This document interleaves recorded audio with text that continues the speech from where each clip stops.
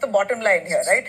Senior advocate who's also with us, Dr. Rajiv Nanda. So your take on this, legally speaking, can a private business really deny entry based on attire alone without disguised discrimination, without violating Articles 14, 19 or 25?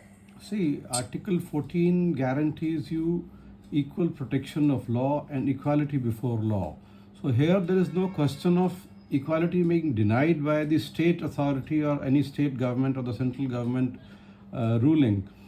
And then comes Article 19(1)(g), which is right to practice any trade or profession, which I'll just explain you in a moment. Then is Article 21 and 25 to 30, which are very important here because Article 21 guarantees you to live your right to life the way you want to live. You want to cover your face, be it. You don't want to cover it, it's your choice. And 25 to 30 guarantees you the right to practice your own religion. It is. I don't think there is any prescription in Islam about wearing or covering the faces, but be that as it may, whether it is there or it is not there, if there are certain women who wants to feel safe or they want to cover their faces, they are permitted to do so. They have this right. But now mind it, Article 1(g) is there to guarantee somebody the right to carry on their profession. There is no right under the Constitution of India which is absolute. There can be reasonable restrictions, there can be reasonable classifications for equal protection of law. Here, let's not forget the COVID circumstances when nobody was allowed to enter any premises, be that a bank or when the transactions opened, when the lockdown was opened, there were reasonable restrictions. So the similar kind of restrictions can be there in the given circumstances if the security threat persists.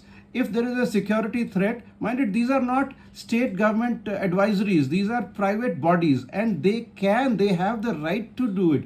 The right of admission to these private shops is restricted. It is like a cinema hall, for example. If you go there, you don't need to be a member of a club where the right of entry is there. In a cinema hall, there can be restrictions. So the similar way, a shopkeeper can enforce certain security guidelines which are prescribed by the association. And also let us not forget that we are not talking about the big stores or big malls where the jewelry shops are there, where can be frisking or face identity or private rooms where there can be a checking of there can be a small shop, there can be small jewelry shops which are manned only by 1 or 2 people. So it is not possible for them to have a private room where women are to be frisked, or identity cards. See, if somebody is veiled and an identity card is shown, where is the measure for the small shopkeeper or the middle shopkeeper to verify such kind of things? The point that is very interesting that I